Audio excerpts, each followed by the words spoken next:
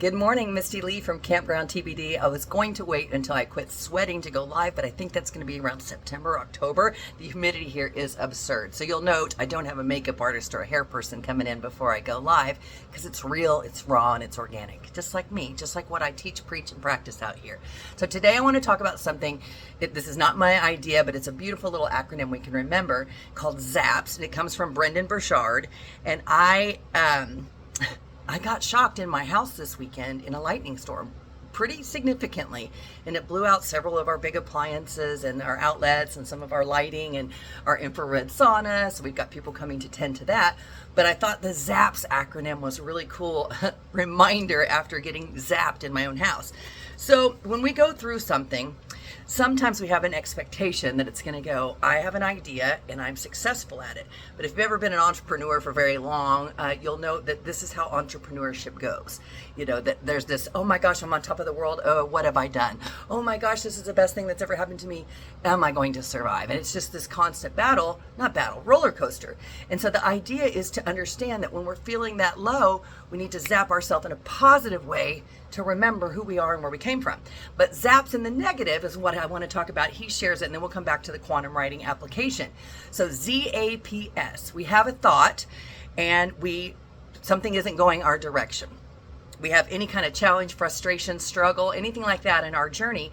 And then ZAPS, it starts with Z, we zoom in on the problem. We start to believe that this one thing, and I like to call it the bucket. If you're zoomed in on money, then I say you're in your money bucket. And when you have your face in a bucket, it's really hard to see what else is going on in the world because you're so zoomed in on that one problem.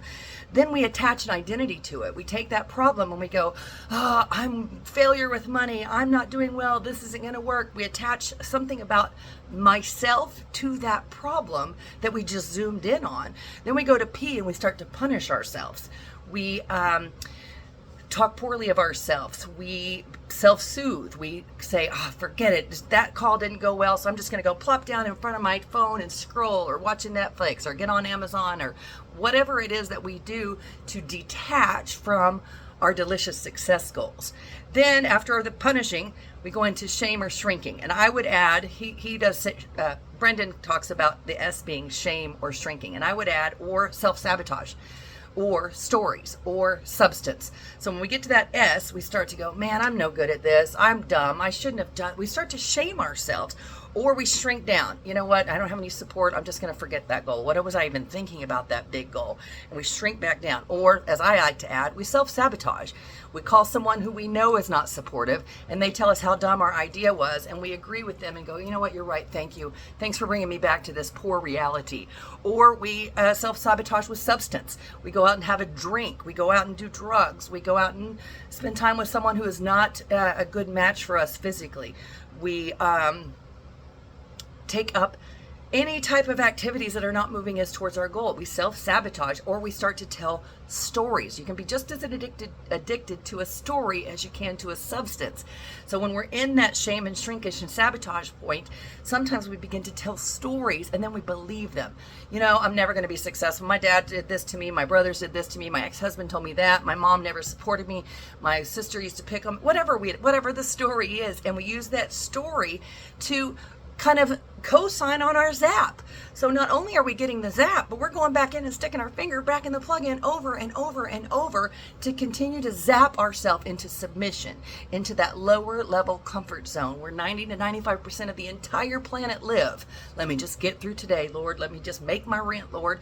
We don't want that zap. What we want to do is flip that zap. We want to flip that zap into an encouraging, positive zap where we zoom in and zing. Zing. Let me zoom in on that problem and zing through it real quick. I see the problem is money. Is there something I can do today that will fix that? If there's not, let me continue to work on the thing that would ultimately solve the issue. If my zoom in is on my weight, oh, the scale went up 3 pounds today. I'm such a loser. What's wrong with me? No, let's zing that. I know I'm treating my body better. The scale will catch up when it catches up. I'm looking at the food I'm eating. I'm looking at the water. I'm looking at how it nourishes me. I'm looking at the vibration of the food around me. We'll come back to that later. And I'm going to zing that up. Then I'm going to attach to the identity of my intention, the identity of my intention. I said I was going to change my life and for me, I went from a corporate financial services person helping people with their retirement, life insurance, and traumatic events that were happening in their life. I went from that to living on a campground, helping people in a wellness space in the woods. But I had to get attached to that identity.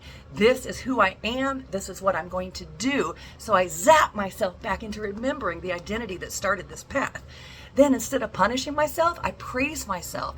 I praise everything. I have gratitude. I'm so thankful for where I've come. And I'm thankful I'm having these problems on an entrepreneurial journey because I wanted to be an entrepreneur.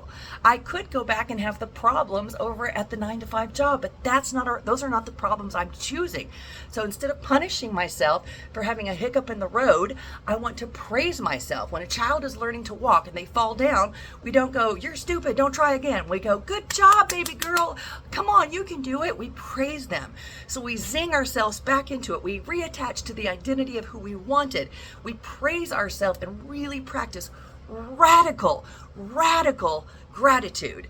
And then instead of shame or shrinking or we self-sabotage, we empower our story.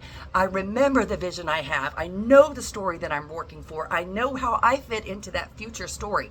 So when I feel myself attempt to zap myself the negative, like putting my finger in a socket, I remember I can equally, with intention, ooh, you see that humidity? Look at me, glistening. But when I feel myself zap myself, I want to zap myself back into that empowered story where I'm zapping into that. I am attaching to the identity of who I said I was going to be. I'm praising myself and grateful for every single moment. And then I'm getting the story back. What was my story? What was I starting with? And the definite chief aim, as Napoleon Hill calls it, or my vision board. What was my story that I sought out first? And that's what I'm going to attach to. So instead of getting the shock of having your finger put in a socket, you get that jolt of energy, that jolt of excitement where you get the chill bumps on your skin because you know you're on your right path. Now here's where we take ZAPS. Again, it's from Brendon Burchard. I did not make this up, but we take that ZAPS idea and we do the thing that most people will not. We write it down. We write it down. This is what I do. I write in real life. I had a thought today where I was worried about income. Then I zap myself. I remember now, this is a commitment I made to myself that I was willing to do what it took to go from corporate America to living on a wellness space in the woods. I remember that I have an identity as an entrepreneur. I've been so successful in the past in almost everything I've ever tried. So of course I'll be successful here. That's my identity. And I'm going to praise myself and have absolute gratitude. I'm grateful for my reputation. I'm grateful for every person who I've worked with in the past. I'm grateful for every lesson I've learned along the way. I'm grateful for how much stronger I am as a human being than I was 4 years ago. And then I'm going to reattach to my story. I have a very clear vision of how I want to feel out here, looking to my left, looking to my right, seeing people enjoy the space and heal and feeling the wellness that comes here. So I zap myself anytime I feel that I have zapped myself. And again, you must put this in writing. Anything not in writing is just a junk drawer thought up in this crazy mind we have. Oops. So do the things. Think about your story. Think about how you zapped yourself and then write it out. Take a minute. It doesn't need to be a literary award-winning book. Just write out some thoughts. This is what I was thinking. However, this is what I know to be true. This is what I know I'm capable for. This is what I know I'm grateful for. And this is the story I've committed to. So we're going to zap ourselves anytime we zap ourselves. We're going to flip it around and zap it to the positive. Keep writing. Quantum writing is how we attach with our future so that we can see what's different and then adjust accordingly. And it's a beautiful way to bring what we want even closer to where we are now. I love you, Misty Lee, Campground TBD. If you'd like to come out and work with me in person, I would love to have that. You can reach out to me at Campground TBD, as in campground to be determined, @gmail.com. Have a beautiful day. Misty Lee, Campground TBD, and haydensray.org.